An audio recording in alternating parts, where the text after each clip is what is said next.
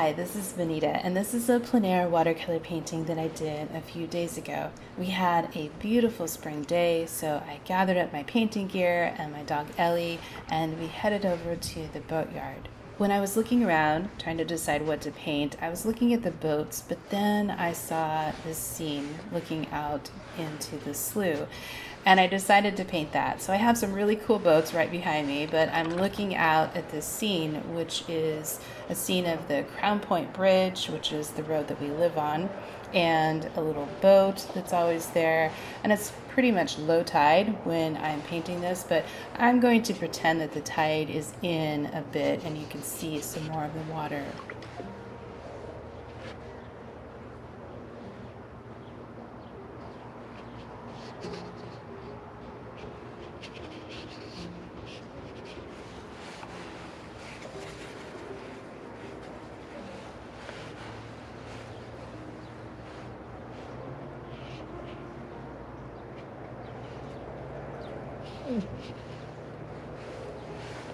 I'm taking my time in the sky area because I do have some really pretty clouds to look at, and I'm studying the shapes of the clouds as well as the shadow color that is in the clouds.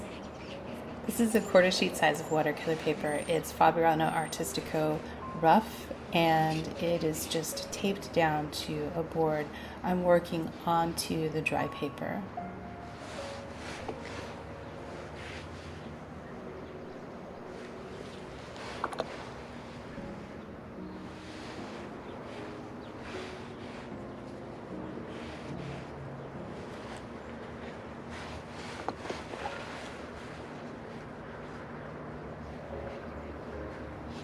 When I first started painting, it was pretty much overcast, but then the sun came out and it was sunny the rest of the time, which I really can't complain about. It was a beautiful day, but it is hard to see when that sun is beating right down onto the surface of the paper.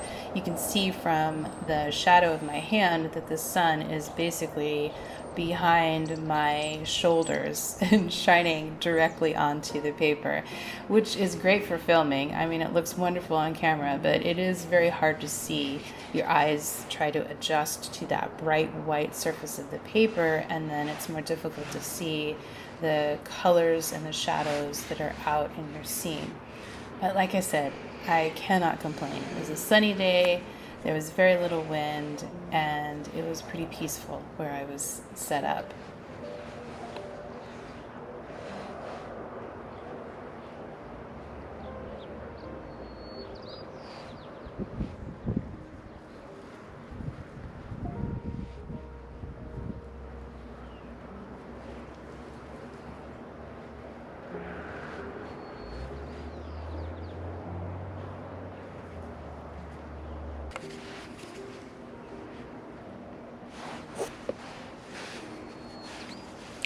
Hey, please.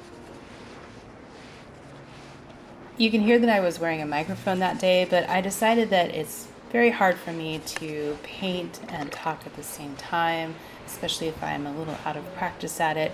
So I decided that on this particular day, I would just paint, and now I'm doing the voiceover a couple days later. Once I've got the video, I'll upload it onto my computer, and I'll just narrate part of the process here and there.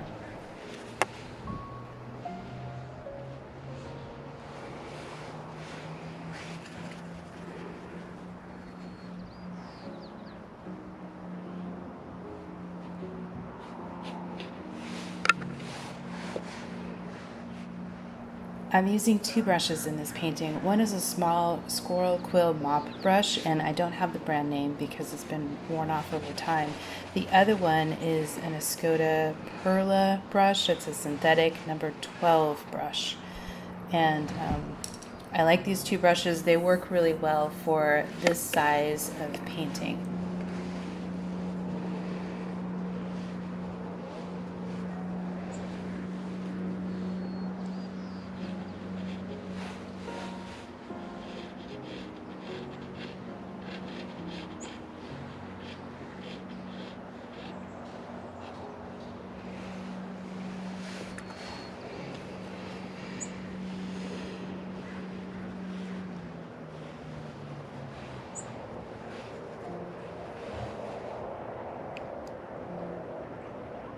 This cute little boat that's there is always there. The people that own it have their own private dock, and the boat has somewhat of a flat bottom so that it can sit in the mud at low tide. Right now it's sitting in the mud, and then a few hours after the painting is done, it would be floating in the water. It's kind of fun to see the tide come in and go out, and it's pretty cool to have a boat that just sits in the mud at low tide.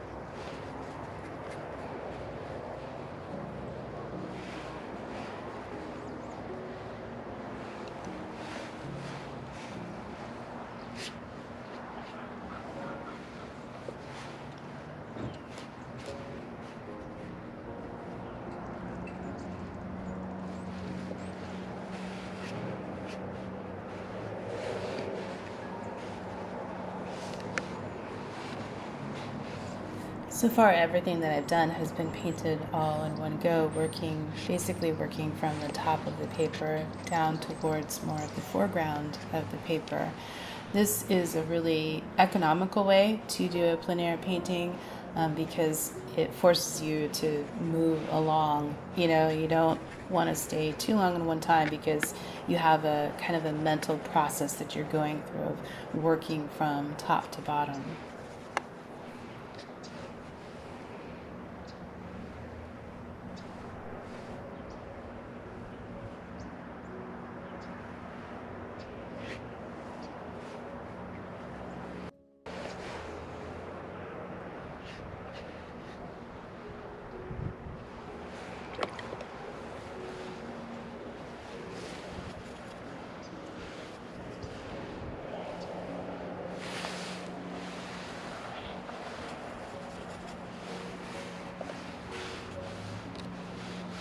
As far as the colors in this painting, you can see that some of the colors are what I actually see, and some of them I have altered a bit just to make it more interesting. And I felt like because it was such a brisk spring sunny day that bumping up the color scheme reflected more about the mood of the scene than if I were to just have been painting the actual colors that I'm seeing in the mud. Because the mud has some colors, but they're very, very subtle. So bumping them up a bit was a choice that I made.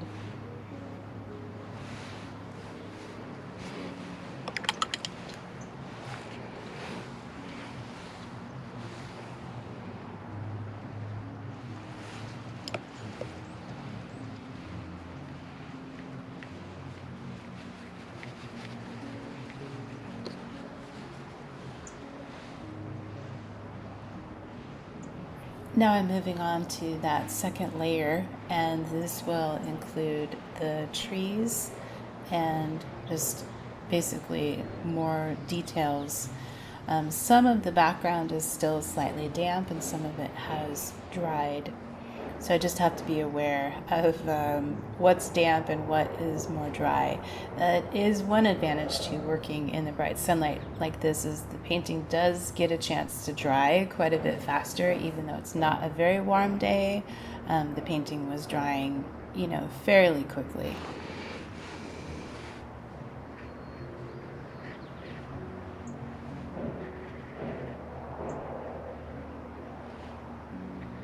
I'm at the point in the painting where I need to add some information in the background, but I don't want it to be overly narrative and defined.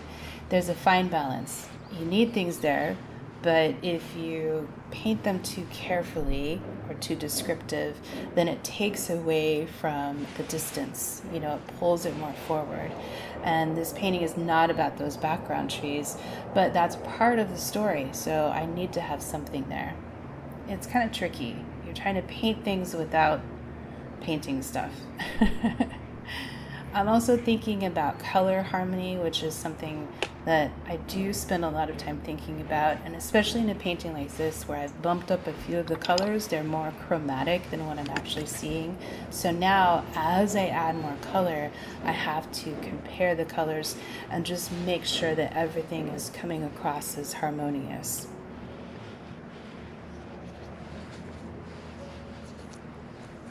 I'm using the mop brush to paint in the larger trees that are closer to me, and you can see that I kind of squish the brush down on my extra piece of paper, and I do that because I want an irregular shape for those brush strokes. So I want the hairs of the brush to separate.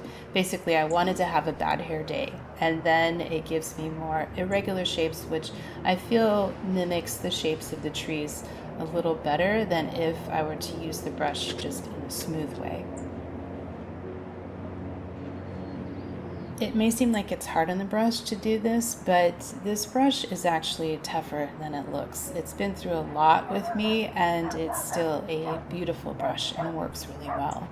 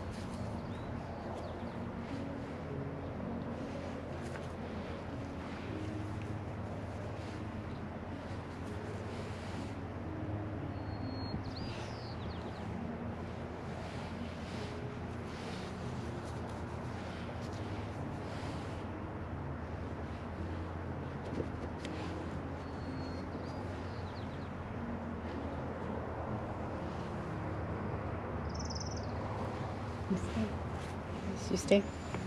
Good girl.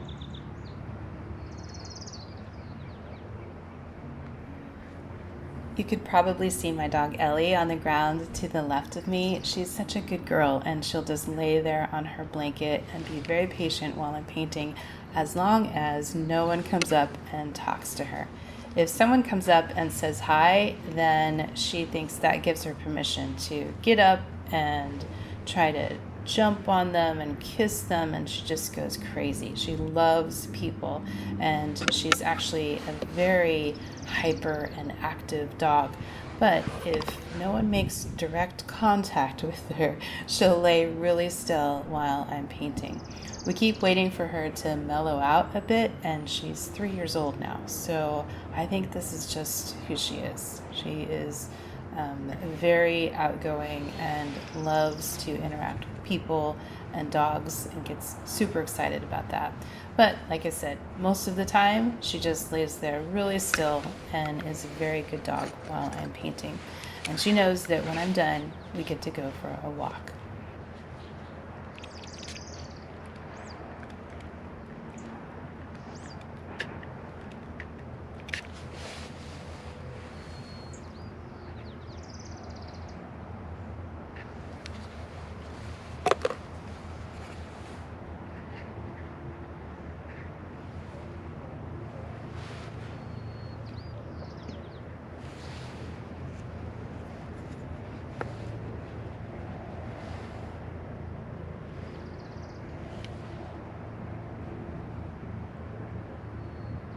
I took a short break because Nick came by and Ellie saw him, so she wanted to go with him. She thought that might be more fun than laying on the blanket with me.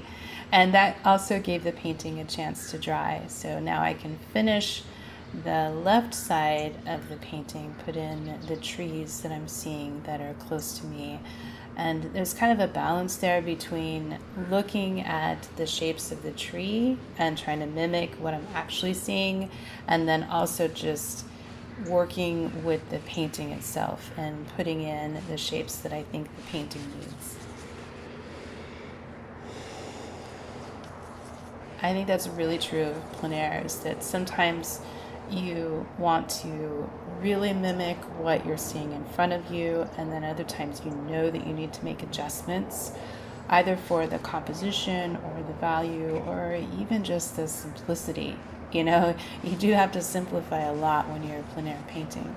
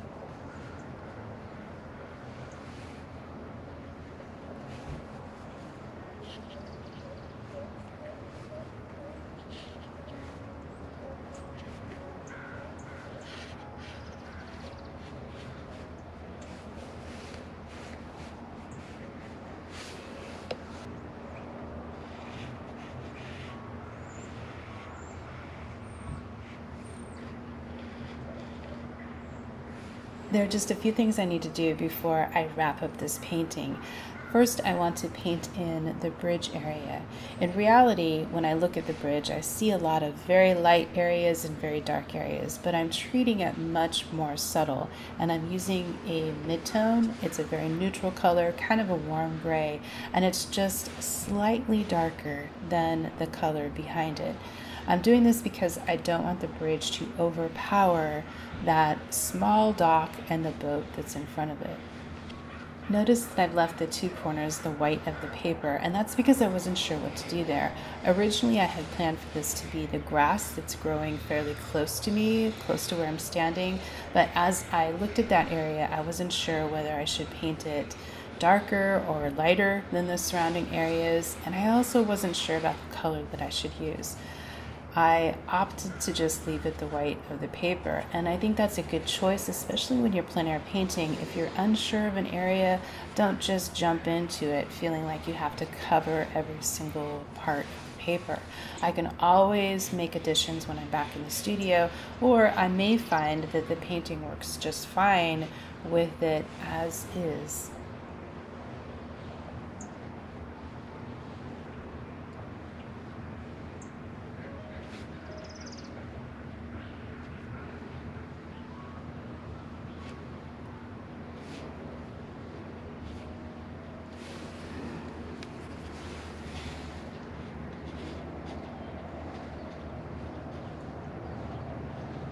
The final step is to add in a few details on the small dock area, and then I'm going to stop. I sure enjoyed the day. It was a beautiful day. It felt so good to be out in the sunshine. I hope you enjoyed this video, and if you did, please like the video and also subscribe to this channel so that you can see more videos like this in the future.